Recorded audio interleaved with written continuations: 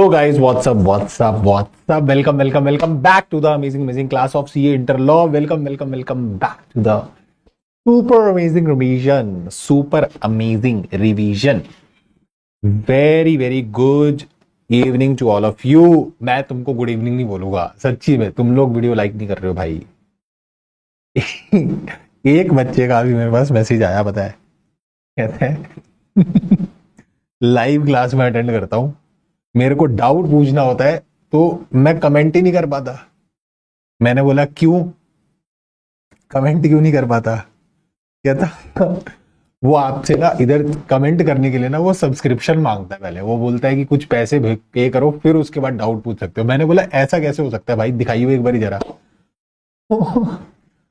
सिर्फ चैनल को सब्सक्राइब करना था, वो लिखा हुआ था सब्सक्राइब करोगे तो कमेंट लिख लोगे, ठीक है, सिर्फ सब्सक्राइब करना था। ये भगवान क्या होगा। चलो, very good evening to all of you. Very good evening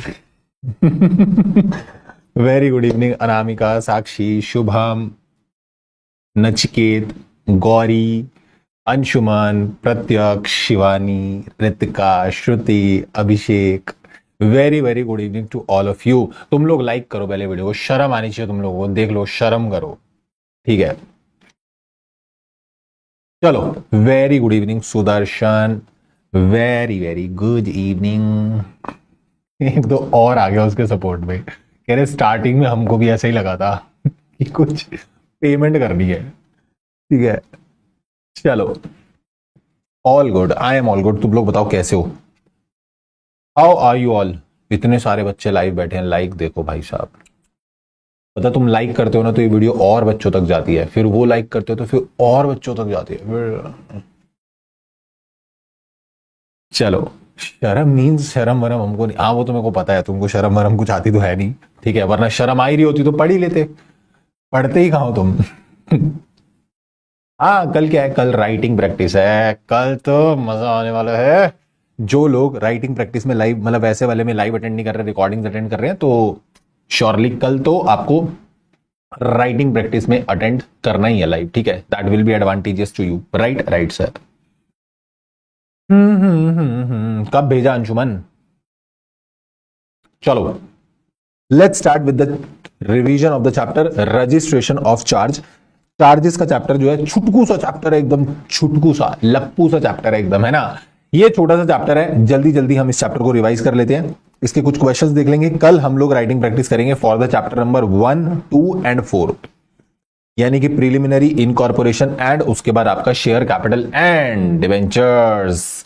ये सारे चैप्टर्स जो हैं वो आपके कवर होंगे। एक बार व्हाट्सएप पे दोबारा करियो अंशुमन, ठीक है। यस, ये वाले जो नोट्स हैं आपको टेलीग्राम में मिल जाएंगे, टेलीग्राम का लिंक डिस्क्रिप्शन में दिया हुआ है और वहां से जाकर आप डाउनलोड कर सकते हो। चैनल पे नए हो तो चैनल को कर देना सब्सक्राइब, क्योंकि ताकि तुमको जो सारी इंपॉर्टेंट चीजें हैं वो मिलती रहे, वरना मिस हो जाएंगी, ठीक है। और ऐसी हरकतें तुम्हारे साथ भी ना हो कि आप डाउट ही नहीं पूछ पा रहे क्योंकि उधर वो बोल रहा है कि सब्सक्राइब कर लो, हो तो कर ही लेना, ठीक है। चलो, सब्सक्राइब कर लोगे तो तुम्हारे 5-10 मार्क्स एक्स्ट्रा आ जाएंगे लॉ में। बाकी सब्जेक्ट का मैं सोचूंगा, फिर बोलूंगा उसका भी कुछ, ठीक है। चलो, let's start with the chapter of charges. Sir ये चैप्टर नंबर 6 नहीं है नालायकों, चैप्टर नंबर 3 है, गलती से डला हो, हे भगवान। Chapter number 6 it is charges, ठीक है सर।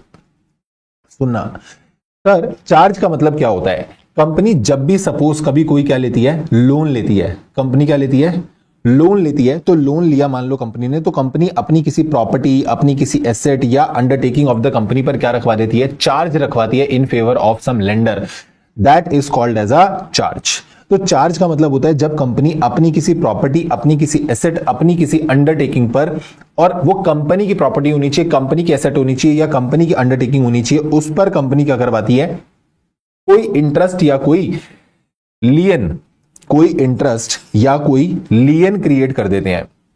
तो हम बोलते हैं कि हमने क्या क्रिएट कर दिया, हमने चार्ज क्रिएट कर दिया in the favour of lender as a security. आप अपनी प्रॉपर्टी पर एक चार्ज दे देते हो कि जब तक हम आपका लोन रीपे नहीं करेंगे या आपके पास एसेट क्या रहेगी, गिरवी रहेगी।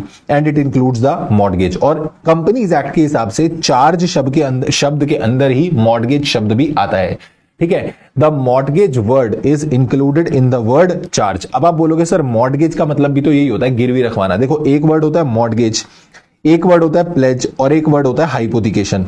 तो कंपनीज एक्ट के हिसाब से तो सब चार्ज ही हैं। आपने मॉर्गेज क्रिएट किया वो भी चार्ज है, आपने हाइपोथिकेशन किया वो भी चार्ज है, आपने प्लेज किया वो भी चार्ज है। सर की फर्क पैदा है? फर्क ये होता है बस तीनों में, मॉर्गेज जनरली यूज होता है for the creating charge on the immovable assets. अगर आप इमूवेबल प्रॉपर्टी के ऊपर गिरवी रखवाते हो कुछ, तो हम बोलते हैं कि आपने मॉर्गेज किया है।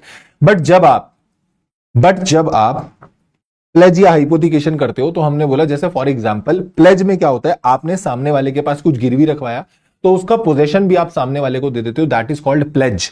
बट हाइपोथिकेशन में क्या होता है, हाइपोथिकेशन में आप उसका गिरवी रखवाने के लिए आप उसका पोजेशन सामने वाले को नहीं देते हो।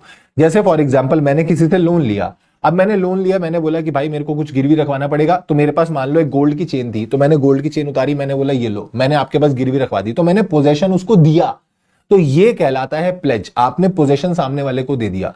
बट हाइपोथिकेशन, जैसे फॉर एग्जांपल आपने फाइनेंस पे गाड़ी खरीद ली, अब आपने गाड़ी खरीदी फाइनेंस पे, तो उस केस में भी आपका गाड़ी पे लोन चल रहा है, बट वो चीज का पोजेशन आपके पास ही। ऐसा थोड़ी है कि तुमने पोजेशन सामने वाले को दे रखा है। या फिर ऐसे बोल लो कि जहां पर आपने पोजेशन सामने वाले को नहीं दिया हुआ, दैट इज कॉल्ड हाइपोथिकेशन। मेरे को बोलो क्या ये तीन वर्ड तुमको क्लियर है? मॉर्गेज क्या होता है, हाइपोथिकेशन क्या होता है, प्लेज क्या होता है? ये वर्ड क्लियर है? ये तीनों ही चार्ज के अंदर आते हैं। ये तीनों ही चार्ज के अंदर आते हैं। सर कौन सी एसेट पे या कौन सी प्रॉपर्टी पे चार्ज क्रिएट किया जा सकता है? Company can create charge on any movable property asset. कोई भी मूवेबल एसेट हो उस पे कर सकते हो, इमूवेबल हो उस पे कर सकते हो, टैंजिबल हो उस पे भी कर सकते हो, इनटैंजिबल हो उस पे भी कर सकते हो। बुक डेट्स यानी कि डेटर्स, कंपनी अपने डेटर्स को भी क्या रखवा सकती है, गिरवी रखवा सकती है। सर मतलब अगर मान लो कि कंपनी का लेट से कोई एक डेटर है जिसका नाम है हरिया, और कंपनी उस हरिया को जाकर क्या कराएगी, गिरवी रख के आ जाएगी। अभी तो डेटर का पोजीशन थोड़ी दे के आते हो सामने। क्या तुम जिससे लोन ले रहे हो उसके घर पे अपना डेटर बिठा के आ जाओगे, तू यहीं पर बैठेगा चुप, और तू तब तक वहां पे बैठेगा जब तक हम लोन रीपे नहीं कर देते, उसको उसके घर पे बिठा के आ जाएंगे? ऐसा थोड़ी होता है। बैंक में बिठा के आओगे उसको, जब तक उसका लोन रीपे नहीं होगा डेटर वहां बैठा रहेगा। तो डेटर पे चार्ज क्रिएट हो जाता है सिर्फ, बट डेटर का पोजीशन थोड़ी तुम किसी को सामने वाले को दे देते हो। वो किसी का बेटा होगा, किसी का हब्सेंट होगा, ठीक है, यू नो हब्सेंट, आई से हब्सेंट मतलब वो किसी का हब्सेंट होगा, तो तुम उसको वहां बिठा के आ जाओगे, तो ये तो गलत है ना? गलत है सर। तो डेटर का पोजीशन कभी भी सामने वाले को नहीं दिया जाता, ठीक है। अच्छा डेटर जो होता है वो कंपनी की एसेट है, प्रॉपर्टी नहीं है। प्रॉपर्टी एसेट में डिफरेंस है, like debtor is like asset of the company, but debtor is not property of the company. Land and building is asset of the company as well as property of the company. Uncalled capital का मतलब होता है, जैसे for example आपके 10 रुपए का share है, आप कंपनी ने आपसे अभी 8 रुपए कॉल्ड अप किए हुए हैं, तो कंपनी क्या करती है, जो अपनी पूरी अनकॉल्ड कैपिटल होती है उस अनकॉल्ड कैपिटल को गिरवी रखवा देती है। तो अनकॉल्ड कैपिटल को भी हम चार्ज के रूप में क्रिएट कर सकते हैं। शिवम कह रहे हैं सर, ठीक है, तेरा पूरा रिएक्शन यही था। सुनो इधर, ICI will be like on 7th of September। यही चैप्टर छोड़ा था ना। हाइपोथिकेशन और प्लेज भी आपका चार्ज माना जाता है, ठीक है। हब्सेंट नहीं sir, hand pump. I don't want to comment, ठीक है। तो ये चीजों पर आप क्या कर सकते हो, चार्ज क्रिएट कर सकते हो। उसके बाद में आया सर, जो चार्ज होता है वो दो टाइप का होता है, एक होता है फिक्स्ड चार्ज और एक होता है फ्लोटिंग चार्ज। ध्यान से सुनना, ये क्या होता है। फिक्स चार्ज का मतलब होता है जो चार्ज आप कंपनी की एग्जिस्टिंग एंड डिटरमाइनेबल एसेट्स पर क्रिएट करते हो। जो चार्ज आप कंपनी की एग्जिस्टिंग एंड डिटरमाइनेबल एसेट पर क्रिएट करते हो, यानी वो एसेट आज एग्जिस्ट करती हैं, फ्यूचर एसेट्स पे क्रिएट नहीं हो रहा, अब भी हमारे पास वो स्पेसिफिक एसेट्स अवेलेबल हैं, उन पे चार्ज क्रिएट होगा, that is called your fixed charge. Floating charge का मतलब होता है ये आज वाली एसेट पे भी क्रिएट होता है एंड ये फ्यूचर वाली एसेट पे भी क्रिएट होता है। कुछ बच्चे ऐसा पढ़ लेते हैं कि वो ऐसी इंटरप्रिटेशन निकालते हैं कि ये वाला चार्ज है ना, ये आज वाली एसेट पे क्रिएट होता है और फ्लोटिंग वाला फ्यूचर एसेट्स पे क्रिएट होता है। ना ना ना ना ना, ऐसा नहीं होता। जो ये वाला चार्ज है ना, फिक्स्ड वाला, फिक्स्ड चार्ज आज वाली एसेट पे क्रिएट होता है, जो आज अभी प्रेजेंटली आपके पास एग्जिस्टिंग डिटरमाइनेबल एसेट्स हैं उन पे क्रिएट होगा। बट जो आपका फ्लोटिंग चार्ज होता है, floating charge is created on the existing assets and future assets. जब आप एग्जिस्टिंग प्लस फ्यूचर एसेट्स पे चार्ज क्रिएट कर देते हो तो वो होता है फ्लोटिंग चार्ज। यानी कंपनी बोलती है कि देखो ये एसेट्स अभी हमारे पास पड़ी हैं, बट इसमें से हम यूज करते रहेंगे क्योंकि कंपनी को अलाउड होता है, फ्लोटिंग चार्ज जिन एसेट्स पे क्रिएट होता है कंपनी को अलाउड होता है कि कंपनी वो वाली एसेट्स को क्या कर सकती है, यूज कर सकती है। तो वो एसेट्स यूज कर लेगी, फिर हम और एसेट्स लेकर आ जाएंगे इसके अंदर, तो वो चार्ज ऑटोमेटिकली अंडर चार्ज आ जाएंगी। तो करंट एसेट मतलब करंट मतलब जो अभी आज आपके पास है वो, प्लस जो फ्यूचर होंगी उन पे भी चार्ज क्रिएट हो जाता है।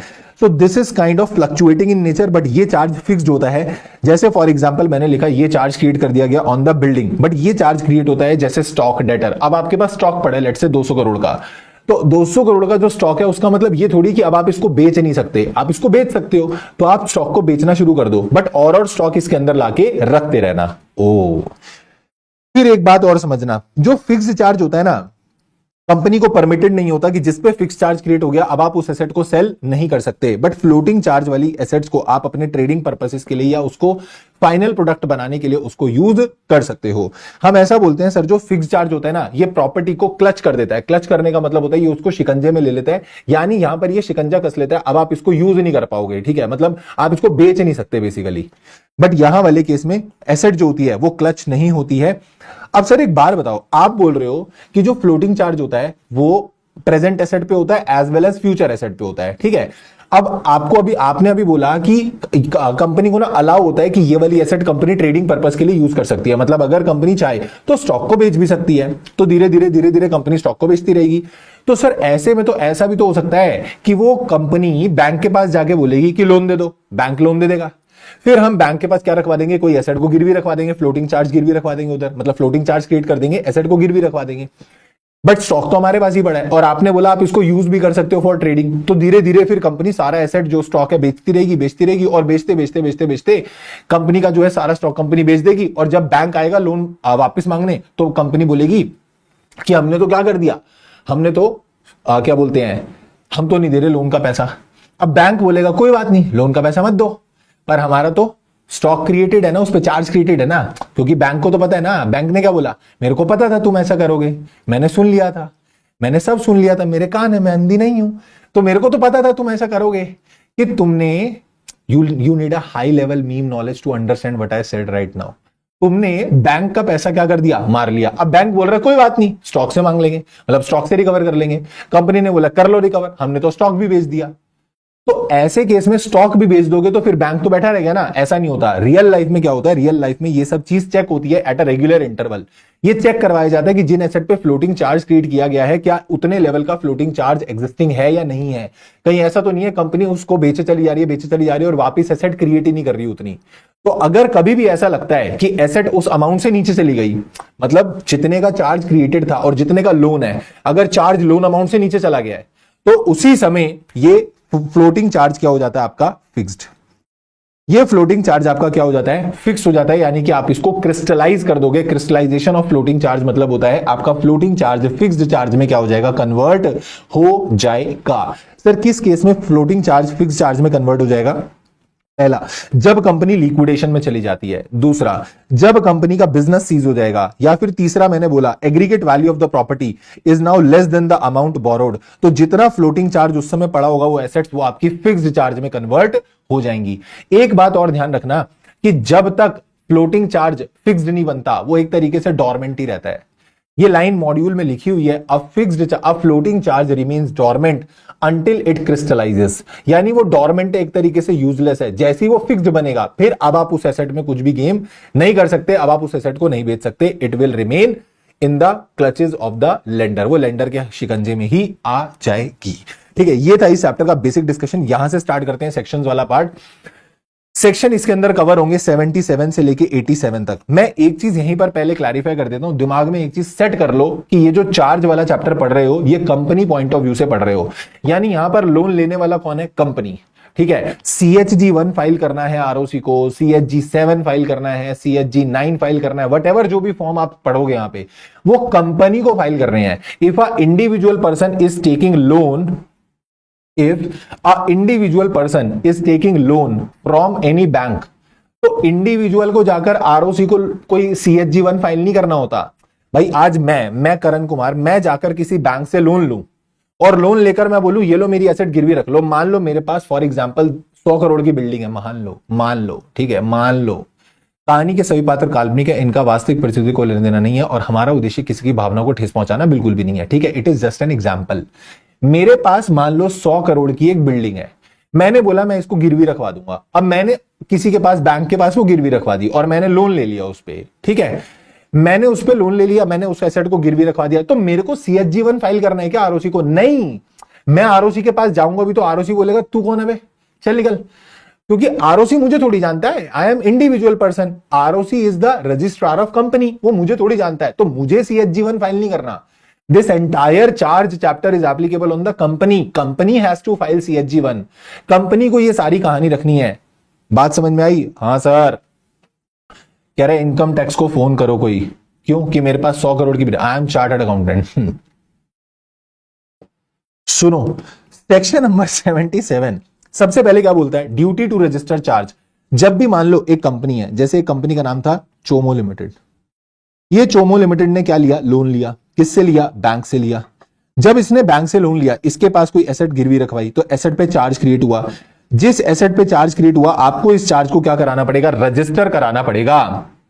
नहीं, क्या लिखना आपको साथ में? कुछ भी नहीं लिखना, नो सिद्धि नो, ठीक है। आपको इस चार्ज को क्या कराना पड़ेगा? आरओसी के पास रजिस्टर कराना पड़ेगा। तो जिस दिन चार्ज क्रिएट होता है, वहां से 30 डेज के अंदर अंदर आपको क्या करना पड़ता है? चार्ज को रजिस्टर कराना पड़ता है। सर कौन से फॉर्म फाइल होंगे? अगर आपने डिबेंचर्स इशू किए हैं, उसके लिए कुछ गिरवी रखवाया है, तो CHG9 फाइल होता है। In otherwise case CHG1 file होता है। तो मैं बार बार हमेशा यही बोल के चलूंगा, CHG1। क्या बोल रहा हूं? CHG1, CHG1, CHG1। क्या मेरी बात समझ में आ गई? बोलो, बच्चे है ना, जल्दी से बोलते हैं। हम CHG1 फाइल करेंगे। CHG9 सिर्फ किस केस में फाइल होता है? डिबेंचर्स वाले केस में। अगर तुमने डिबेंचर इशू करे, तो उसके लिए अगर तुमने कुछ गिरवी रखवाया, दैट इज फॉर CHG9। तो तुमको CHG9 फाइल करके क्या कराना है? चार्ज को रजिस्टर कराना है। हाँ प्राची, काइंड ऑफ कह सकते हैं। Yes, thank you Vivek, let's see, hope for the best. ठीक है, ठीक है सर। तो CHG1 फाइल करके आप चार्ज को रजिस्टर कराओगे, साथ में अटैच करोगे copy of instrument. What is copy of instrument? तो जो तुमने लोन लिया होगा, कॉन्ट्रैक्ट किया होगा तुमने उसके साथ, बैंक के साथ, तो एक कॉन्ट्रैक्ट बना होगा ना, उसकी कॉपी यहां पर क्या कर देना? अटैच कर देना। क्या कर देना? उसको अटैच कर देना, ठीक है। चार्ज जो है वो किस पे क्रिएट होगा? सर किसी भी एसेट पे। इस पॉइंट पे क्वेश्चन आया हुआ है। चार्ज किसी भी एसेट पे क्रिएट होगा, उसको रजिस्टर कराना मैंडेटरी होता है, चाहे वो इंडिया में क्रिएट हो, चाहे वो इंडिया के बाहर क्रिएट हो, चाहे एसेट इंडिया में हो, चाहे एसेट इंडिया के बाहर हो, चाहे एसेट टैंजिबल हो, इनटैंजिबल हो, फाइनेंशियल एसेट हो, कोई भी एसेट हो, आपको चार्ज रजिस्टर कराना मैंडेटरी है। अगर आपने चार्ज रजिस्टर नहीं कराया, तो you will face the consequences of non registration. Non registration of charges के कॉन्सिक्वेंसेज आपको फेस करने पड़ेंगे। ठीक है, ठीक है सर। फिर रूल 3 बोलता है कि आप जब ये चार्ज क्रिएट करोगे, तो जो आपकी कॉपी ऑफ इंस्ट्रूमेंट है ना, वो जो एविडेंस होती है, जिसपे एक तरीके का वो एविडेंस है कि आपने चार्ज क्रिएट किया या आपने चार्ज को मॉडिफाई किया है, वो कॉपी ऑफ इंस्ट्रूमेंट को भी आपने क्या करना है? वेरीफाई कराना है। यानी आपको एक सर्टिफिकेट लेना पड़ेगा, ऑथेंटिकेशन लेना पड़ेगा, वेरिफिकेशन लेना पड़ेगा that yes this is valid, actual मतलब ओरिजिनल है। ठीक है, अब वो कैसे आपको मिलेगा? अगर एसेट इंडिया में है, तो आपको किससे सर्टिफिकेट लेना है? Director of the company, CS of the company और authorised officer of the charge holder. Charge holder कौन होता है? जिसको आपने क्या किया है, जिसको आपने, जिसके फेवर में चार्ज क्रिएट किया है, that person is called as charge holder. तो चार्ज होल्डर बेसिकली आपका लेंडर। ठीक है, ठीक है सर। और ये जो आपका फॉर्म रहता है ना, CHG1 या CHG9 जो भी आप फाइल करोगे, it is to be signed by borrower and charge holder, दोनों से साइंड होना चाहिए। ये बोरोवर भी साइन करेगा एंड चार्ज होल्डर भी साइन करेगा। देखो ICI इस एंड पे भी गेम खेल सकता है। वो आपसे बोलेगा कि CHG1 फाइल हुआ था, बट उसके अंदर बोरोवर के साइन थे, चार्ज होल्डर के नहीं थे। चलेगा? नहीं चलेगा। बोरोवर और चार्ज होल्डर दोनों के साइन होने चाहिए। तो चार्ज होल्डर कौन होता है? जो आपका लेंडर हो गया। तो अगर एसेट इंडिया के अंदर है, इन लोगों से सर्टिफाई करा लो। अगर एसेट इंडिया के बाहर है, तो या तो कंपनी की कॉमन सील के अंडर सर्टिफिकेट ले लो, या फिर यही लोगों से सर्टिफाई करा लो, या फिर कोई और अदर पर्सन जो आपको लगता है उस प्रॉपर्टी में इंटरेस्टेड है, उससे भी, मतलब जिसका और किसी का भी उस प्रॉपर्टी में इंटरेस्ट है, then that person can also certify. फिर बारी आती है कि सर अगर मान लो 30 दिन के अंदर हमने चार्ज रजिस्टर नहीं कराया, तो फिर क्या होगा? देखो ओरिजिनल टाइम आपको दिया हुआ है 30 दिन। 30 दिन के अंदर आपको चार्ज जो आपने क्रिएट किया उसको आपको रजिस्टर कराना पड़ेगा। क्या फाइल करके, CHG1 फाइल करके या CHG9 डिवेंचर का केस है तो प्लस फीस लगेगी, आरओसी को रजिस्टर कराना पड़ेगा, ठीक है, आरओसी के पास। बट अगर आप 30 डेज के अंदर, ओरिजिनल वाले 30 डेज के अंदर रजिस्टर नहीं करा पाते, then what you will do, तो फिर उसके बाद आपको मिलेंगे और 30 दिन, और उसमें आप रजिस्टर करा सकते हो, बट साथ में आपको क्या लगाना पड़ेगा, एडिशनल फीस लगानी पड़ेगी। सर मान लो हम उसके अंदर भी नहीं करा पाए तो फिर आप सेकंड एक्सटेंशन ले सकते हो आरओसी से अप टू 60 डेज तक का, उसके लिए आपको एड वेलरम फीस देनी पड़ेगी। What is ad valorem? This is a Latin word, इसका इंग्लिश प्रोनाउंसिएशन, मतलब इसका बेसिकली नॉट प्रोनाउंसिएशन, इसका इंग्लिश अनुवाद होता है according to the value of loan. Loan की वैल्यू के अकॉर्डिंगली आप पर और क्या लगा दी जाएगी, फीस लगा दी जाएगी। वो फीस देकर फिर आप क्या करा सकते हो, फिर आप रजिस्टर करा सकते हो। सर मान लो यहां तक भी नहीं कराया तो फिर बेटा जी आपको सेक्शन नंबर 86 में रजिस्ट्रेशन, नॉन रजिस्ट्रेशन के कॉन्सिक्वेंसेस, एक तो तुमको पेनल्टी पड़ेगी, वो तो पड़ेगी, प्लस सेक्शन 77 सबसेक्शन 3 में जो आपको कॉन्सिक्वेंसेस दिए हुए हैं वो भी फेस करने पड़ेंगे। तो मैं आपको 86 में जो पनिशमेंट वाला सेक्शन है प्लस 77 सबसेक्शन 3 जिसमें कॉन्सिक्वेंसेस ऑफ नॉन रजिस्ट्रेशन है, वो पूरा इकट्ठा एक ही जगह पढ़ाऊंगा, कहां पर, लास्ट में, कि अगर आप नॉन रजिस्ट्रेशन कराते हो तो उसके क्या कॉन्सिक्वेंसेस आपको देखने को मिल सकते हैं। राइट सर ये जो हमको एप्लीकेशन का एक्सटेंशन चाहिए, इसके लिए हमको क्या फाइल करना पड़ेगा? इसके लिए आपको ये एप्लीकेशन, अगर आप एक्सटेंशन चाहते हो किसका, CHG1 या CHG9 का, तो आपको एप्लीकेशन के साथ साथ ना एक डिक्लेरेशन अटैच करनी पड़ेगी, और ये साइन करेंगे बाय द CS और director of the company that ये जो हम बिलेटेड फाइलिंग करने वाले हैं इससे किसी भी क्रेडिटर का और किसी क्रेडिटर का कोई नुकसान नहीं होने वाला है। फिर उसके बाद आरओसी आपको क्या दे देगा, सर्टिफिकेट ऑफ रजिस्ट्रेशन दे देगा। अगर आपने फ्रेश रजिस्ट्रेशन लिया है, मतलब कि अब मैं समझाता हूं ये क्या बोल रहा है, सुनना, फॉर्म भी याद करा दूंगा तुमको इस चैप्टर के, ध्यान से सुनोगे तो। ये बोल रहा है कि भाई देखो, मेरे को एक बार सब बच्चे ये बताएंगे, हमने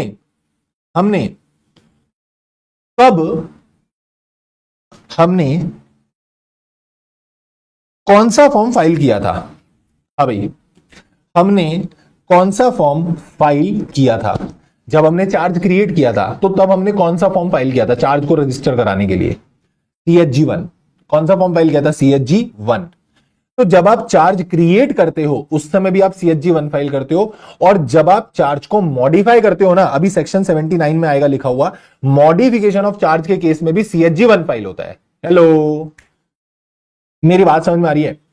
जब आप चार्ज क्रिएट करते हो तो भी CHG1 फाइल करते हो, जब आप चार्ज को मॉडिफाई करते हो तो भी आप CHG1 फाइल करते हो। तो whatever you are doing you have to file CHG1, but ROC आपको उसके बदले सर्टिफिकेट देगा, उसका नंबर अलग है। अगर तुमने फ्रेश चार्ज क्रिएट किया, उसको आरओसी ने रजिस्टर करा, तो वो आपको CHG2 देगा। बट जब तुमने मॉडिफिकेशन के लिए CHG1 फाइल करा, आरओसी ने उस मॉडिफिकेशन को रजिस्टर करा, तो वो तुम्हें जो सर्टिफिकेट देगा वो देगा CHG3। तो मेरे साथ 3 फॉर्म याद कर लो, CHG1, CHG2, CHG3। CHG1 file होगा हमारे को रजिस्ट्रेशन कराने के लिए, वो कंपनी देगी आरओसी को, ठीक है, चाहे चार्ज क्रिएट हो चाहे चार्ज मॉडिफाई हो, दोनों केस में CHG1 जाएगा। बट फिर आरओसी तो तुमको सर्टिफिकेट देगा रजिस्ट्रेशन का। देख लेना कौन सा वाला केस था, अगर फ्रेश रजिस्ट्रेशन का सर्टिफिकेट आ रहा है तो फिर तुमको CHG2 में सर्टिफिकेट मिलेगा, और अगर मॉडिफिकेशन रजिस्टर हो गए तुम्हें सर्टिफिकेट मिल रहा है तो फिर तुम्हें CHG3 में मिलेगा। क्या मेरी बात समझ में आ गई? जल्दी बोलो हाँ या ना। Is my point clear to you? हाँ सर। तो हमको जो सर्टिफिकेट मिलने वाला है वो मिलेगा CHG2 या CHG3 के अंदर, और ये जो सर्टिफिकेट इशू होगा it is the conclusive evidence कि हमने कंपनीज एक्ट के प्रोविजंस का कंप्लायंस किया है। फिर सेक्शन 78 बोलता है कि अगर मान लो जो ओरिजिनल चार्ज जब क्रिएट हुआ था, तो जो मेन बोरोइंग कंपनी थी, अगर वो 30 डेज के अंदर चार्ज नहीं रजिस्टर करा पाती, तो भाई चार्ज होल्डर तू चला जा, लेंडर है ना तू चला जा आरओसी के पास और तू जाके बोल दे कि चार्ज रजिस्टर कर लो। तो सर लेंडर भी जा सकता है। लेंडर को अप्लाई करना पड़ेगा आरओसी को in the form number CHG10। वो जाकर आरओसी को अप्लाई करेगा। जब 30 डेज के अंदर कंपनी नहीं गई तो फिर लेंडर जाएगा आरओसी के पास और बोलेगा कि मैं रजिस्ट्रेशन कराना चाहता हूं चार्ज का, सो एंड सो कंपनी है, उसने मेरे नाम में कोई एसेट पे चार्ज क्रिएट किया है और मैं CHG1 फाइल करना चाहता हूं, वो तो निकम्मी आई नहीं कंपनी, तो इसलिए मैं रजिस्टर करना चाहता हूं। तो क्या ऐसा लेंडर जा सकता है? लेंडर भी जा सकता है, बट लेंडर जब वहां पे जाएगा ना, तो लेंडर को जाकर पहले एप्लीकेशन लगानी है, सीधा CHG1 फाइल नहीं करेगा, एप्लीकेशन डालेगा आरओसी को। आरओसी आपको अलाउ करने से पहले कंपनी से एक बार पूछेगा, कंपनी को नोटिस भेजेगा और कंपनी को बोल के पूछेगा कि कंपनी बताओ क्यों ना हम ये चार्ज इसके नाम में रजिस्टर कर दें। शो कॉज नोटिस भेजा जाएगा। शो कॉज नोटिस का मतलब होता है कारण बताओ नोटिस। कंपनी को जाके पूछा जाएगा, कंपनी कारण बताओ क्यों ना हम, ये आया बंदा, क्यों ना हम इस चार्ज को अपने रजिस्टर कर लें। तो वहां तीन केस हो सकते हैं, या तो फिर कंपनी को याद आ गया, ओ भूला, कंपनी को याद आ गया कि कंपनी भूल गई थी CHG1 फाइल करना, कंपनी अगर खुद ही CHG1 फाइल कर देती है, गेम खत्म। या फिर कंपनी आरओसी को रीजन दे देती कि नहीं नहीं नहीं नहीं नहीं नहीं मत अलाउ करना, हम आपको रीजन बताते हैं क्यों हमने CHG1 फाइल नहीं किया था। जैसे फॉर एग्जांपल कि कोई भी ऐसा रीजन रह सकता है, मान लो उसने अभी पैसा ही डिसबर्स नहीं करा कंपनी को, कंपनी बोल रही है अभी तुम CHG1 फाइल मत कर, मतलब उसको रजिस्ट्रेशन मत करना, हमारे पास रीजन है and it is a solid reason कि हम CHG1 फाइल नहीं कर रहे, तो इन दैट केस आरओसी रुक जाएगा। पर अगर इन दोनों में से कोई केस नहीं हुआ, ना तो कंपनी ने खुद फाइल करा ना कंपनी ने कोई रीजन दिए, तो इसका मतलब कंपनी के पास कोई ऑब्जेक्शन है ही नहीं, फिर आरओसी उसको अलाउ कर देगा और बोलेगा कि ठीक है तुम क्या कर सकते हो, CHG1 फाइल कर सकते हो। और फिर वो बंदा क्या करेगा, CHG1 फाइल करेगा, चार्ज रजिस्टर होगा और जो सारा उसका खर्चा होगा वो रीइंबर्स करा सकता है, यानी वो रिकवर कर सकता है।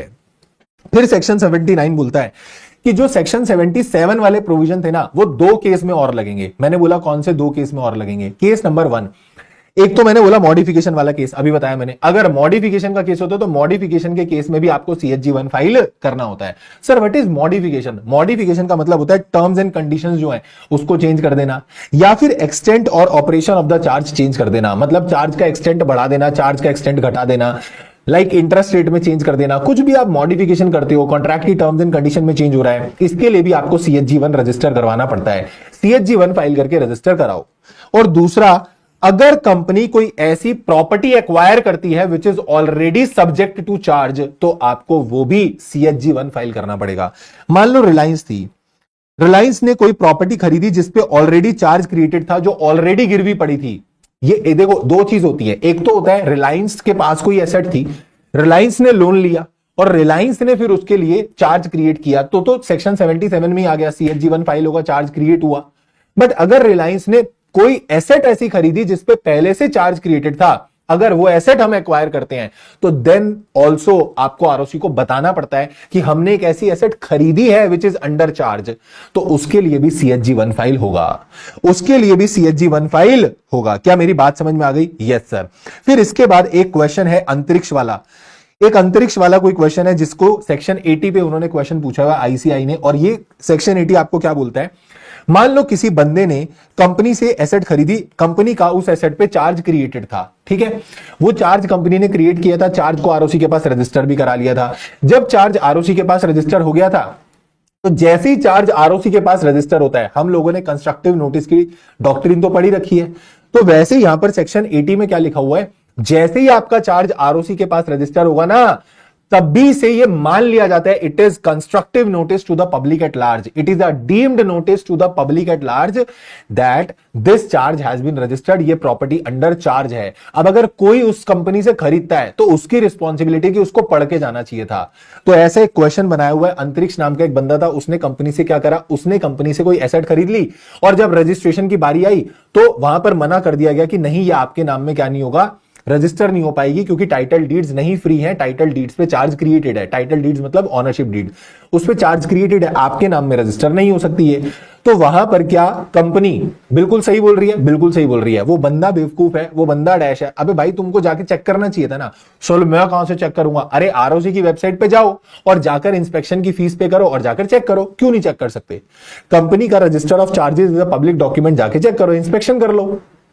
ओ, तो आपको चेक करना चाहिए था ना। It is a deemed notice to the public at large. हम तो ये मान के चलेंगे कि दुनिया को बता दिया हमने, जैसी चार्ज रजिस्टर हुआ हमारी तरफ से डीम्ड नोटिस है सभी को कि हमने बता दिया, अब तुम आओ तो तुम देख के आना। ओ, फिर सेक्शन नंबर 82 बोलता है, अगर मान लो कंपनी सेटिस्फाई कर देती है, सर किसको सेटिस्फाई कर देती है? कंपनी सेटिस्फाई कर देती है लोन को। अगर मान लो लोन की रीपेमेंट हम कर देते हैं, लोन का फुल में सेटिस्फैक्शन हो जाता है, तो फिर उसके बाद कंपनी क्या फाइल करेगी? कंपनी फाइल करेगी CHG4 आरओसी को कितने दिन के अंदर?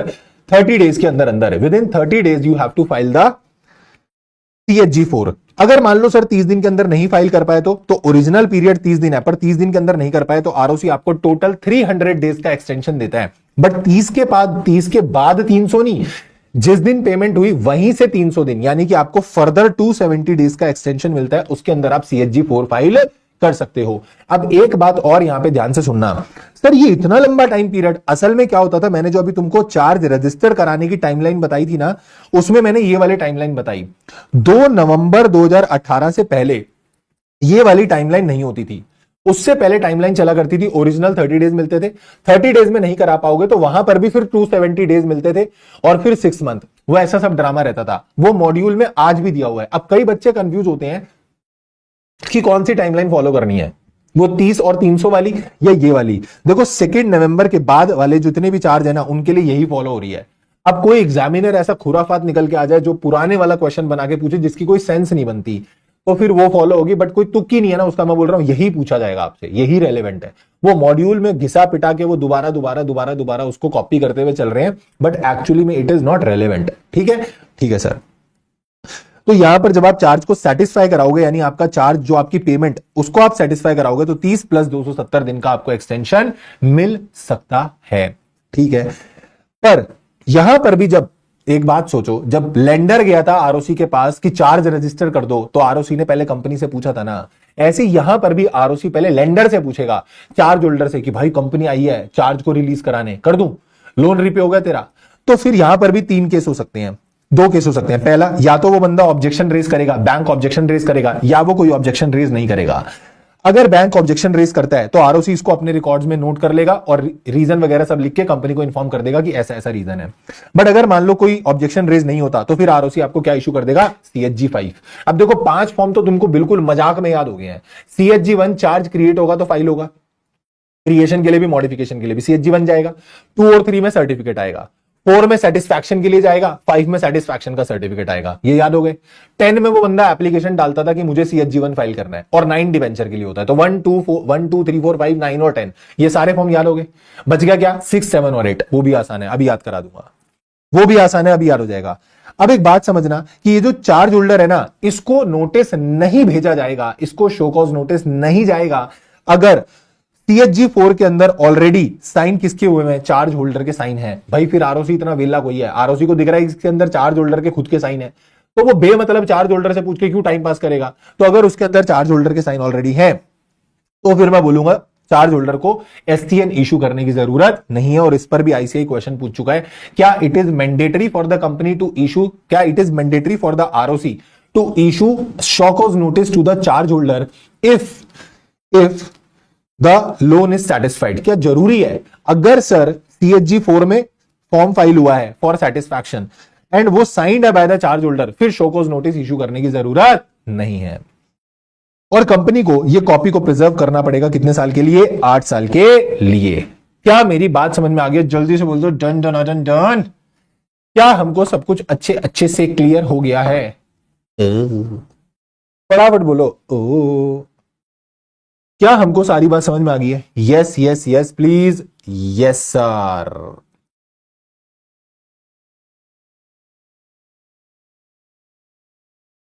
सिद्धि और इससे कितना धीरे होएगा है? फिर हम आते हैं सेक्शन नंबर 83 पे। सेक्शन नंबर 83 क्या बोलता है? सेक्शन नंबर 83 बोलता है चार्ज सेटिस्फाई हो चुका है, बट ना तो कंपनी ने जाके आरओसी को बताया और ना ही किसी और ने जाके आरओसी को बताया, बट आरओसी को ना खुद से पता चल गया। सर ये कौन सी काली विद्या करता है, कौन सा ऐसा, आरओसी को कैसे पता चलेगा खुद ब खुद? आरओसी को खुद ब खुद कैसे पता चलता है कि होता कैसे है कि ना लेंडर्स के ऊपर भी ऑब्लिगेशन होती है, दे ऑल्सो रिपोर्ट, और ये सबकी डेटा शेयरिंग ऐसा सब रहता है। तो आरओसी के पास अगर ऐसा एविडेंस आ जाता है या आरओसी के पास ऐसा पुख्ता सबूत है कि ये चार्ज वाकई में सेटिस्फाई हो गया, बट कंपनी ने अभी तक CHG 4 फाइल नहीं किया, तो 83 सेक्शन बोलता है ROC has the power to register that satisfaction on its own. Suo motu उस सेटिस्फैक्शन को रजिस्टर कर सकता है। तो आरओसी अपने रिकॉर्ड में, अपने रजिस्टर ऑफ चार्जेस में एंट्री मार लेगा सेटिस्फैक्शन की और इन्फॉर्म कर देगा 30 डेज के अंदर अंदर, और CHG 5 क्या कर देगा, इशू कर देगा। This is your section number 83। फिर सेक्शन नंबर 84 बोलता है कि अगर आपको कोर्ट ऑर्डर दे देता है, कोर्ट ना लेंडर वगैरह को ऑर्डर दे देता है कि ये जो प्रॉपर्टी जिसपे तुम्हें चार्ज क्रिएट किया गया है, इस प्रॉपर्टी के लिए आपको मैनेजर या रिसीवर, ऑफिशियल रिसीवर अपॉइंट करना पड़ेगा। तो आप ऑफिशियल रिसीवर अपॉइंट करोगे, तो जैसे ही ऑफिशियल रिसीवर अपॉइंट होगा ना, उसकी अपॉइंटमेंट के 30 दिन के अंदर अंदर आरओसी को CHG 6 फाइल करके बताया जाता है कि आपको रिसीवर अपॉइंट, जो आपने बोला था वो कर लिया हमने, we have appointed the receiver. ठीक है, तो ये आप CHG 6 फाइल करके आरओसी को बताओगे। फिर जब वो बंदा एज अ रिसीवर अपनी पोजीशन से सीज करेगा, मतलब जब वो छोड़ेगा उस पोजीशन को, फिर दोबारा आप CHG 6 फाइल करोगे। तो CHG 6 का फॉर्म भी क्लियर हो गया तुमको। CHG 6 कब फाइल होगा? जब रिसीवर आएगा और रिसीवर जाएगा, जब रिसीवर आएगा जब रिसीवर जाएगा। मैं लास्ट में सारे फॉर्म याद करा दूंगा 10 के 10। जब रिसीवर आएगा जब रिसीवर जाएगा, तो आपको CHG 6 फाइल करना है टू द आरओसी। फिर सेक्शन 81 और 85 इन दोनों के अंदर बात की गई है रजिस्टर ऑफ चार्जेस की। किसकी बात की गई है? रजिस्टर ऑफ चार्जेस की। सर रजिस्टर ऑफ चार्जेस बोले तो देखो सेक्शन 81 में बोलता है कि आरओसी को भी रजिस्टर ऑफ चार्ज मेंटेन करना पड़ेगा for each and every company. और सर इतनी सारी कंपनीज हैं, उनके इतने सारे चार्ज क्रिएट होते होंगे, तो आरओसी के सबके हर कंपनी के रजिस्टर ऑफ चार्ज मेंटेन करेगा बैठ के। हर कंपनी के चार्ज रजिस्टर मेंटेन करेगा क्या बैठ के? रिसीवर मतलब जो मैनेज करेगा उस प्रॉपर्टी को, मैनेजर, उसका official receiver for the management of that property, सबके चार्ज रजिस्टर करेगा क्या? मतलब सबके रजिस्टर बनाएगा। तो बनाने तो है ही है, बट इन्होंने खुद को फिर यहां पर इजी कर दिया। कैसे? इन्होंने बोला कि हर कंपनी अपना क्या बोलते हैं, सारा चार्जेस जो भी क्रिएट करती है सब करती है, ये डेटा फाइल करती है ना एमसीए पोर्टल पे। एमसीए पोर्टल पे, तो जो एमसीए पोर्टल है यानी कि एमसीए वेबसाइट है, उस पे पोर्टल पे जो सारी कंपनीज का डेटा पड़ा है रिलेटेड टू चार्जेस, हम तो उसे ही मान लेंगे वही आरओसी का रजिस्टर ऑफ चार्ज है। मतलब आरओसी ने यही बना दिया रजिस्टर ऑफ चार्ज। अच्छा, इसमें तुमने क्या मेहनत करी? कुछ नहीं, कुछ नहीं, बट यही उसको नाम दे दिया गया, this is the register of charge deemed maintained by ROC. वाह। तो information of charges maintained on the MCA portal is deemed to be the register of charge under section 81। तो सेक्शन नंबर 81 में बोला गया था आरओसी को register of charge maintain करना है, बट डीम्ड मान लिया गया जो सारा डेटा पड़ा है पोर्टल पे वही उसका रजिस्टर ऑफ चार्ज है। बट सर कंपनी को अलग से बनाना पड़ेगा, कंपनी को अलग से बनाना पड़ेगा। आरओसी के पास जो रजिस्टर ऑफ चार्ज होता है, कोई भी बंदा जाकर उसे इंस्पेक्ट कर सकता है फीस पे करके। तो anyone can go and inspect the register of charge, but company को अलग से रजिस्टर ऑफ चार्ज मेंटेन करना पड़ता है in the form number CHG 7। अगला फॉर्म आ गया CHG 7 में क्या होता है? रजिस्टर ऑफ चार्ज मेंटेन होता है। CHG register of charge maintain होता है। ठीक है, CHG 7 में रजिस्टर ऑफ चार्ज मेंटेन होगा। कौन करेगा? कंपनी। कहां पर? रजिस्टर्ड ऑफिस पर। जो कॉपी ऑफ इंस्ट्रूमेंट थी जिससे चार्ज क्रिएट हुआ था, यानी वही कॉन्ट्रैक्ट की कॉपी, वो भी आपको रजिस्टर्ड ऑफिस पे रखनी पड़ेगी। अब ये रजिस्टर ऑफ चार्ज और वो कॉपी ऑफ इंस्ट्रूमेंट, ये दोनों चीजें, रजिस्टर ऑफ चार्ज मतलब जो आपका चार्ज का रजिस्टर है जो कंपनी ने बना रखा है CHG 7 में, और कॉपी ऑफ इंस्ट्रूमेंट यानी कि जो आपका वो कॉन्ट्रैक्ट वाली कॉपी है। इन दोनों चीजों को मेंबर इंस्पेक्ट कर सकता है बिजनेस आवर्स में बिना फीस दिए, यानी फ्री है उसके लिए। बट कोई और बंदा इंस्पेक्ट करना चाहता है तो बिजनेस आवर्स में कर सकता है कंपनी में जाके, बट उसको फीस पे करनी पड़ेगी। सर वो कितनी है? अब डब्बा जब्बा, वो हमें नहीं पता। सेक्शन नंबर, मतलब हमें नहीं पता क्या, मतलब रूल्स में है वो, हमको नहीं पढ़ने इतना। सेक्शन नंबर 85 क्या बोलता है? सेक्शन नंबर 85 बोलता है कुछ एडिशनल पॉइंट। क्या? जब आप ये रजिस्टर ऑफ चार्ज मेंटेन करोगे ना, कंपनी जब ये रजिस्टर ऑफ चार्ज मेंटेन करेगी, तो आप उस रजिस्टर के अंदर लिखना कितने चार्जेस क्रिएटेड हैं जो रजिस्टर्ड है with the ROC, particulars of the property which are acquired subject to charge. ऐसी कौन सी प्रॉपर्टी थी जो आपने ऑलरेडी अंडर चार्ज थी और वो आपने एक्वायर करी थी, वो भी आपको यहां पे बताना पड़ेगा। एंड पर्टिकुलर्स ऑफ मॉडिफिकेशन और सेटिस्फैक्शन, मॉडिफिकेशन और सेटिस्फैक्शन के पर्टिकुलर्स भी आपको उसके अंदर लिखने पड़ेंगे। और इसके अंदर जितनी भी एंट्री होगी रजिस्टर के अंदर, उसको कौन ऑथेंटिकेट करेगा? कंपनी सेक्रेटरी और डायरेक्टर, या फिर कोई और person authorised by the board of director. ये लोग इसको क्या करेंगे? ऑथेंटिकेट करेंगे। सर कब तक इसको प्रिजर्व करके रखना है? इसको आपको प्रिजर्व करके रखना है permanently. Register of charge permanently preserve होगा, यानी life time of the company के लिए प्रिजर्व होगा। जब तक कंपनी है तब तक आपको रजिस्टर ऑफ चार्ज मेंटेन करके रखना है। बट वो कॉपी ऑफ इंस्ट्रूमेंट को आप 8 साल के लिए प्रिजर्व करके रखोगे, उसके बाद आप उसे डिस्ट्रॉय कर सकते हो। उसके बाद आप उसको डिस्ट्रॉय कर सकते हो। Then come to the next question, section number 86, punishment for default under this chapter. अगर आपने इस पूरे चैप्टर में किसी भी सेक्शन का डिफॉल्ट करा तो कंपनी के ऊपर पेनल्टी लग जाएगी 5 लाख रुपए, ऑफिसर इन डिफॉल्ट के ऊपर पेनल्टी लग जाएगी 50,000 रुपए। और अगर यह प्रूव हो गया कि तुमने जानबूझ के फॉल्स इंफॉर्मेशन या इनकरेक्ट इंफॉर्मेशन फर्निश की थी, और यह प्रूव हो गया कि तुमने मटेरियल इंफॉर्मेशन यानी कि बहुत इंपॉर्टेंट इंफॉर्मेशन को सप्रेस किया था, then such person shall be liable under section 447। तो अगर इंटेंशनली आप ये करोगे तो वो पर्सन लायबल हो जाएगा अंडर सेक्शन 447। क्लियर? बोले बोलो, क्या हमको बात समझ में आ गई है? हाँ सर, हमको समझ में आ गई है। फिर मैंने यहीं पर जोड़े consequences of non registration of charge. अगर आपने चार्ज को रजिस्टर नहीं कराया, अगर आपने चार्ज को रजिस्टर नहीं कराया तो सर की फर्क पैदा है, फर्क पैदा है। फर्क ये पड़ेगा, अगर आपने चार्ज को रजिस्टर नहीं कराया ना, तो प्रॉब्लम ये आ जाएगी। सबसे पहली बात, चार्ज जो है वो वॉइड हो जाएगा अगेंस्ट द लिक्विडेटर, यानी लिक्विडेटर उसको अपने अकाउंट में ही नहीं लेगा। Liquidator will not consider that charge will become void. एक तरीके से अगर कंपनी लिक्विडेशन में चली गई तो लिक्विडेटर उस चार्ज को वॉइड, नल एंड वॉइड समझेगा। वो बोलेगा एज इफ ये कभी एग्जिस्ट ही नहीं करता था, ये चार्ज हुआ ही नहीं। इस चार्ज को एक तरीके से वॉइड मान लिया जाएगा। और वॉइड मानने का मतलब जो वो लेंडर है ना, वो एक तरीके से अपनी प्रायोरिटी लूज कर देगा और वो सिक्योर्ड क्रेडिटर से घटकर अनसिक्योर्ड क्रेडिटर में आ जाएगा। यानी he will step down to the unsecured creditor position. वो अनसिक्योर्ड क्रेडिटर की पोजीशन पे आ जाएगा। वो बंदा जो है अपनी प्रायोरिटी लूज कर देगा और वो चार्ज होल्डर का स्टेटस कन्वर्ट हो जाएगा to the unsecured creditor. But sir एक बात बताओ, क्या जो चार्ज है, आपने बोला चलो चार्ज वॉइड हो गया against the liquidator, charge will also be void against the other creditors. मतलब सपोज अगर यहां पर कंपनी ने एसबीआई से लोन लिया, चार्ज को रजिस्टर नहीं कराया, फिर कंपनी ने, अभी चार्ज रजिस्टर नहीं हुआ बट कंपनी ने फिर एचडीएफसी से भी लोन ले लिया उस प्रॉपर्टी पे और वो चार्ज रजिस्टर हो गया, then that HDFC will have the first charge over that asset. Other creditors के अगेंस्ट भी वो चार्ज क्या हो जाएगा? वॉइड हो जाएगा। अदर क्रेडिटर्स के अगेंस्ट भी वो चार्ज वॉइड हो जाएगा। फिर तो कंपनी खुश हो गई, कंपनी बोली अच्छा चार्ज जो है वो वॉइड हो जाएगा, इसका मतलब चार्ज क्यों क्रिएट हुआ था? क्योंकि हमने लोन लिया था। तो चार्ज अगर वॉइड हो गया था तो इसका मतलब वो ट्रांजैक्शन ही वॉइड होगी। तो ट्रांजैक्शन ही वॉइड होगी, इसका मतलब हमको लोन के पैसे भी नहीं देने हैं।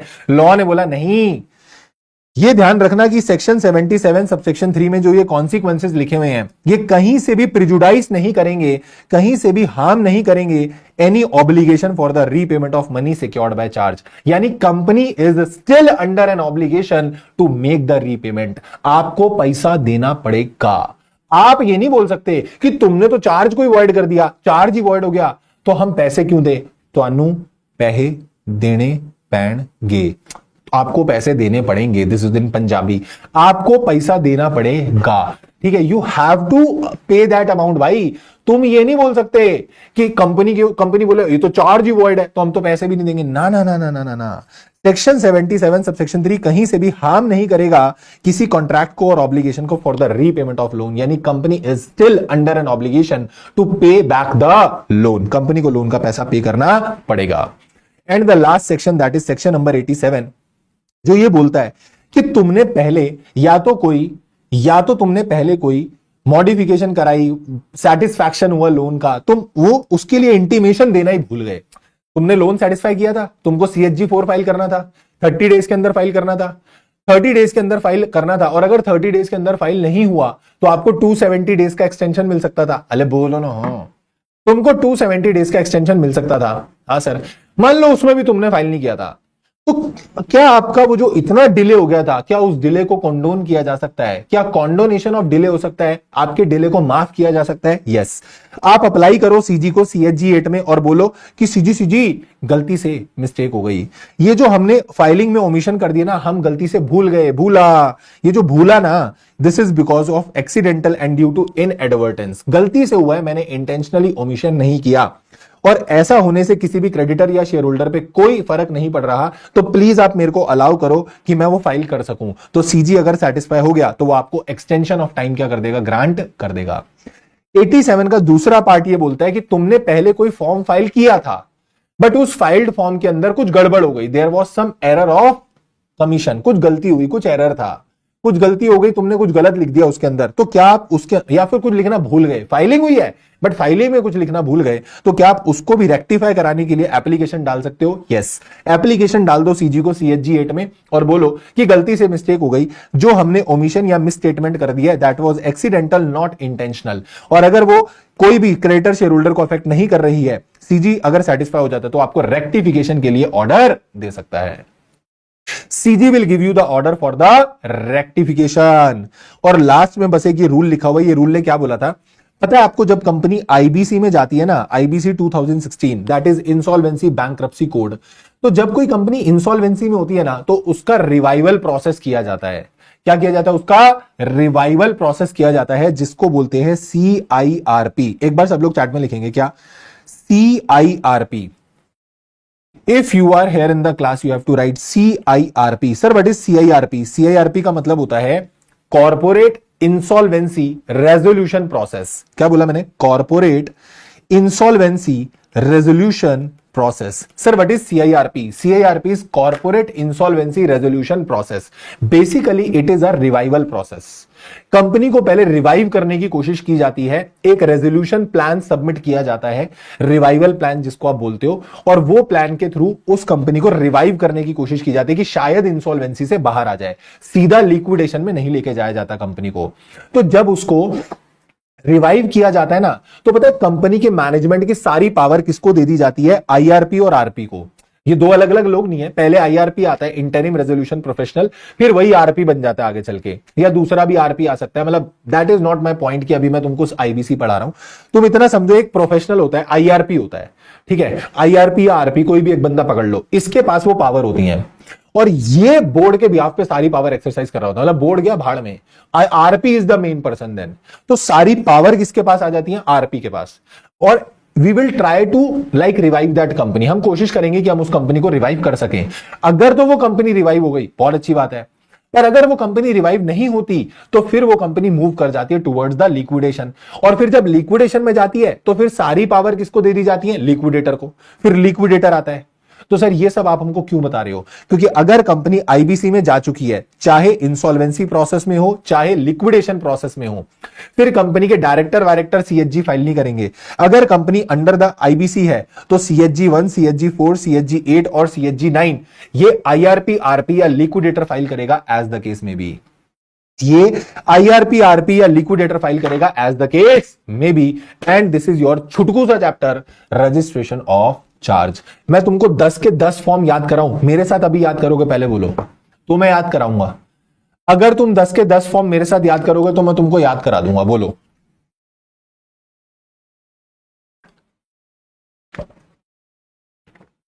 करोगे?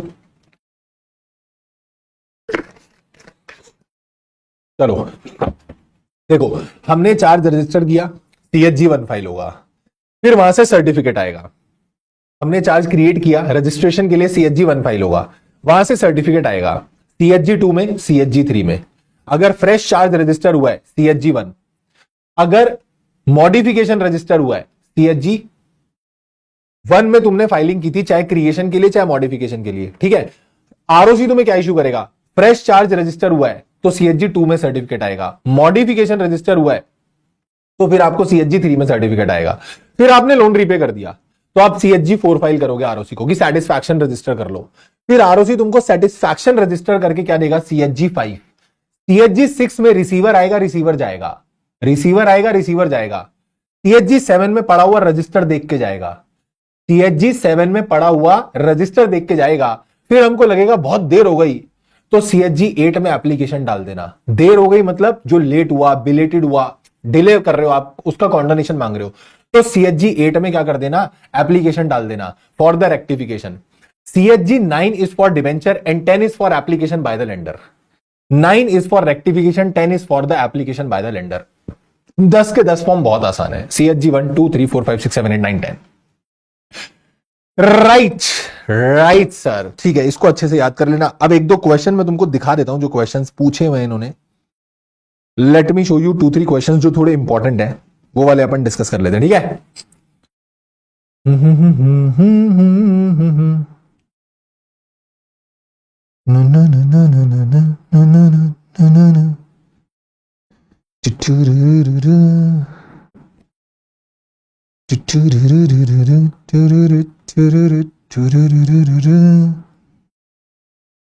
देखो, एक तो ये वाला क्वेश्चन है, the registrar of company is not bound to issue the notice to the holder of charge. Company ROC जो है उसको चार्ज होल्डर को CHG 6 जो होता है वो इंटीमेशन होती है रिसीवर के अपॉइंट होने की और उसके सीज होने की। Bhavesh, the registrar of company को ये मैंडेटरी नहीं है कि वो चार्ज होल्डर को SCN इशू करे। अगर जो चार्ज के सेटिस्फैक्शन की इंटीमेशन दी गई है वो स्पेसिफाइड फॉर्म में दी गई है and it is signed by the charge holder. Absolutely true. अगर वो CHG 4 में फाइल हुआ और उसमें चार्ज होल्डर के साइन है तो फिर आरओसी उसको SCN यानी कि शो कॉज नोटिस इशू नहीं करेगा। आरओसी आपको मैक्सिमम 300 दिन का टाइम अलाउ कर सकता है फॉर सेटिस्फैक्शन। यस, एक्सटेंशन आपको दे सकता है। शुरू के 30 दिन में नहीं कराया तो और 270 दिन आपको मिल सकते हैं। Total 300 days from the satisfaction देखा जाता है। दोनों स्टेटमेंट ट्रू है। एक ये वाला क्वेश्चन भी देख लो। ये वाले क्वेश्चन में ना कुछ बच्चे लैंग्वेज में फंसते हैं, मैं बता देता हूं क्या है। एक कंपनी थी SG लिमिटेड, उस कंपनी ने क्या करा, एक बैंक को टर्म लोन लिया और उस बैंक को अपना प्लांट हाइपोथिकेट कर दिया। ठीक है, कंपनी ने चार्ज को रजिस्टर कराया आरओसी के पास, कंपनी ने लोन को सेटल कर दिया। कंपनी ने जाके बैंक को बोला कि बैंक तू हमको एक लेटर दे देना कि तेरा लोन रीपे हो गया, ताकि हम आरओसी को दे दें वो वाला लेटर। बैंक ने रिस्पॉन्ड ही नहीं करा। Bank did not responded to the request. Bank ने रिस्पॉन्ड नहीं किया। जब बैंक ने रिस्पॉन्ड नहीं किया, आपको बताना है क्या रेलेवेंट प्रोविजन यहां पे लगेंगे। अब कई बार बच्चे सोचते हैं the bank did not respond to the request, मतलब ये पता है बच्चे इसको वो वाले सेक्शन से कनेक्ट मार देते हैं, मतलब प्रोविजन से, कि CHG 4 फाइल हो गया होगा, उसके बाद आरओसी ने SCN भेजा होगा। जब आरओसी ने SCN भेजा होगा तो दो केस हो सकते हैं, या तो उसने ऑब्जेक्शन रेज किया होगा या ऑब्जेक्शन रेज नहीं किया होगा। ऑब्जेक्शन रेज नहीं किया होगा तो CHG 5 इशू हो गया होगा। याद आया? आप वो लिख के आते हो, वो नहीं है। अरे ये वो वाला केस नहीं है। बैंक को आरओसी ने थोड़ी नोटिस भेजा है, बैंक को कंपनी ने बोला है कि लेटर दे दे और उस पे बैंक ने रिस्पॉन्ड नहीं करा। तो what are the benefit, what are the like option available with the company. Company के पास क्या ऑप्शन है? कुछ नहीं, तुम सिंपल जाओ और CHG 4 फाइल कर दो। भाई तुमने लोन रीपे कर दिया ना, तो जब आपने लोन रीपे कर दिया तो आप आरओसी को जाकर CHG 4 फाइल करो ना। आरओसी अपने आप उसको क्या कर देगा, SCN इशू कर देगा। तुम बैंक को जाके क्यों बोल रहे हो कि लेटर दे दे, लेटर दे दे? अब बैंक रिस्पॉन्ड नहीं कर रहा, बताओ कंपनी क्या करेगी? बच्चा फंस जाता है कि क्या करना है। अरे कुछ नहीं, तुमने लोन रीपे करा, you have to file CHG 4 within 30 days of the satisfaction. नहीं कर पाते, आरओसी आपको टोटल 300 डेज का क्या दे सकता है, एक्सटेंशन दे सकता है। काम खत्म। ये प्रोविजन लिखना है इसके अंदर, आप फंस जाते हो उसके अंदर। ये एक और क्वेश्चन देख लेना, ये बड़ी बार पूछा हुआ है। एक कंपनी ने वर्किंग कैपिटल लोन लिया, उसके लिए अपने स्टॉक और अकाउंट रिसीवेबल को गिरवी रखवा दिया। ठीक है, क्या इसके लिए चार्ज क्रिएट होगा? होगा। रजिस्टर होगा? होगा। फिर हमने 5 लाख का एडहॉक ओवरड्राफ्ट फैसिलिटी ली। एडहॉक ओवरड्राफ्ट फैसिलिटी मतलब ऐसे सडन हमको जरूरत पड़ी पैसे की, हमने ओवरड्राफ्ट ले लिया 5 लाख का। और इसके लिए ना हमने क्या दिया, हमने डायरेक्टर की पर्सनल गारंटी दिलवा दी। क्या डायरेक्टर की personal guarantee is the asset of the company? नहीं ना। डायरेक्टर की personal guarantee is not the asset of the company, और अगर वो कंपनी के एसेट नहीं है तो इस पर कोई चार्ज क्रिएट करने की जरूरत नहीं है। Rose private limited is not required to create a charge for 5 lakh rupees as the personal guarantee of director is not the asset of the company और प्रॉपर्टी ऑफ द कंपनी, तो इस पर कोई चार्ज क्रिएट नहीं होगा। फिर एक question आप देख लो, ये वाला। इस क्वेश्चन में मैं वैसे बता देता हूं क्या है। एक कंपनी के पास बाहर, इंडिया के बाहर कोई एस्टैब्लिशमेंट थी, उस पे चार्ज क्रिएट हुआ। आरओसी ने नोटिस भेजा कि तुमने एसेट पे चार्ज क्रिएट किया है बट मेरे को बताया ही नहीं। तो कंपनी ने बोला तेरे को क्यों बताएंगे, क्योंकि ये तो बाहर की एसेट है। तो क्या कंपनी यहां पर सही थी या गलत थी? गलत थी ना। कंपनी को बोला गया भाई रूल्स क्या बोलते हैं, सेक्शन 77 के साथ रेड विद रूल्स वहां लिखा हुआ है क्या, कि जो आपका बाहर हो एसेट या अंदर हो उससे मतलब नहीं है। इंडिया में हो, इंडिया के बाहर हो, वी डोंट केयर। आपको चार्ज के बारे में आरओसी को बताना था, तो आपको बताना पड़ेगा। फिर एक क्वेश्चन वो अंतरिक्ष वाला भी मैं तुमको दिखा देता हूं। ये रहा, देखो वो वाला क्वेश्चन। अंतरिक्ष ने एक प्रॉपर्टी खरीद ली, दिल्ली में प्रॉपर्टी थी कंपनी की, वो खरीद ली। रजिस्ट्रेशन के समय अंतरिक्ष को पता चला कि टाइटल डीड फ्री नहीं है और कंपनी जो है इसको ट्रांसफर नहीं कर सकती इन द नेम ऑफ अंतरिक्ष। अंतरिक्ष ने बोला मुझे तो पता ही नहीं था। तो तू बेवकूफ है ना भाई। सेक्शन नंबर 80 चिल्ला चिल्ला के बोलता है it is deemed notice to the public at large. आपको चेक करके आना चाहिए था। ओ ठीक है, बस बाकी कोई रहेगा, एक आध क्वेश्चन और कोई रहेगा। हाँ, एक ये भी देख लो। Ranjit acquired the property from this company which was mortgage to the bank. Ranjit ने एक प्रॉपर्टी ली जो बैंक के पास मॉर्गेज पड़ी थी, कंपनी ने उसको मॉर्गेज करा रखा था। इस बंदे ने क्या करा, सारे पेमेंट सब खत्म कर दिए, ड्यूज खत्म हो गए और लोन भी सेटल हो गया। जब लोन भी सेटल हो गया तो ना आरओसी को जाकर बैंक ने बताया, ना आरओसी को जाकर कंपनी ने बताया। फिर भी क्या आरओसी उस चार्ज का सेटिस्फैक्शन अपने पास रजिस्टर कर सकता है? यस।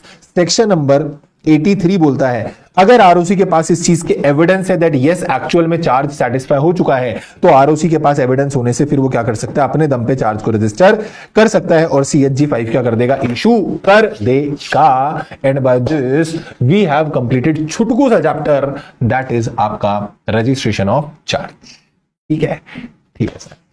चलो तो कल मिलेंगे for writing practice. Writing practice के लिए अपन मिलेंगे कल। Do like the video and do comment on the video, because whenever you comment it feels like yes I am doing right for you, yes it feels so very motivated, it feels so like blessed। so जो भी रहे जैसा भी रहे तुमको comment करके जाना है, राइट। और लास्ट में जरूर वो लाइन बोल के जाएगा, तो तुम डेली बोलोगे ना तो तुमको भी याद हो जाएगी, ठीक है। और खुद को भी बार बार वो रिकॉल कराते रहना that yes you have to keep working very hard as someone somewhere is waiting for your success. So this is all for you, thank you so much, take care, bye bye, keep working very hard as someone somewhere is waiting for your success. Thank you so much, take care, tata, bye bye. Writing practice वाली class जो है वो मैं कल schedule कर दूंगा और timing देखते हैं, थोड़ा हो सकता है जल्दी का कर लेंगे। और जो क्वेश्चंस जिसमें आपको लिखने को मिलेगा वो क्वेश्चंस आपको PDF मिल जाएगी कल सुबह ही। तो if you want to take a print out you can take the print out of that, और फिर उसी के बाद मेरे साथ साथ उसी में लिख लेना, ठीक है। उसी में लिखते चलना, वो PDF मैं तुमको दे दूंगा और कुछ क्वेश्चंस जो है मैं और डिस्कस करूंगा। तो हम जो मोटे भारी क्वेश्चंस हैं वो लिख के देखेंगे, उनको समझेंगे कैसे लिखना होता है, एंड उसके बाद बाकी क्वेश्चंस भी और हम डिस्कस कर लेंगे। तो कल फुल फ्लेजेडली 1 2 और 4, 1 2 का 4 कल निपट जाएगा, ठीक है। चलो so take care, tata, bye bye. Video like कर देना, चैनल सब्सक्राइब कर देना, भाग कर रहे हो कर दो।